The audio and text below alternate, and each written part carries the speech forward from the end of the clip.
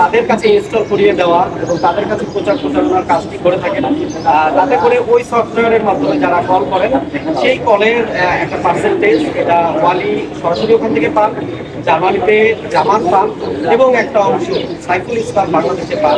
এই অংশটা আবার ওয়ালি ভূমির মাধ্যমে অথবা বিকাশের মাধ্যমে অথবা কোনো ব্যক্তি যখন দুবাই থেকে বাংলাদেশে আসে তার মাধ্যমে সাইফুল ইসলামের কাছে পাঠিয়ে দেন। আমরা যেটি তথ্য পেয়েছি যে প্রায় 4 থেকে 5 লাখ টাকা তার বেশি হতে পারে তিনি প্রতি মাসে ইনকাম করেন এবং তার আমার মধ্যে কি ধারণা যে তার ইনকামটা আরো বেশি হতে পারে, কারণ আমরা এখানে তার কাছে জমির বায়নানামা পেয়েছি যেটি ডেমরাতে প্রায় 5 কাঠার উপরে জমি 1,25,00,000 টাকায় যেটি কেনা হয়েছে।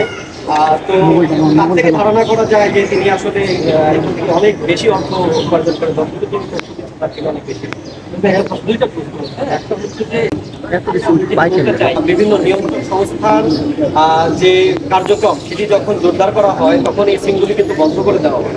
এই বন্ধ যাতে করে দেওয়া না হয় সেই জন্য তিনি যেটি করেন, তিনি আরেকটি সিম থেকে ইনফেক্ট সিমেরই আরেকটি সিম থেকে অন্য সিমে ক্রমাগত এটা SMS তিনি পাঠাতে থাকেন।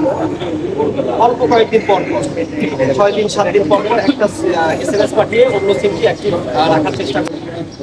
তিনি আমাদেরকে সেই তথ্য দিয়েছেন, কিন্তু তিনি এটি বলেছেন যে আগে যেরকম কিছুটা সুযোগ বেশি পাওয়া যেত, যে সরাসরি সিম বন্ধ হতো না, ব্যবসাটা ভালো ছিল, কিন্তু আমাদের যে অপারেটর এবং রেগুলেটরি সংস্থা যারা আছেন তাদের তৎপরতার কারণে এখন এই সিম বন্ধ হয়ে যাওয়ার প্রবণতাটা বেশি। এই জন্য তিনি আসলে বারবার তার কৌশল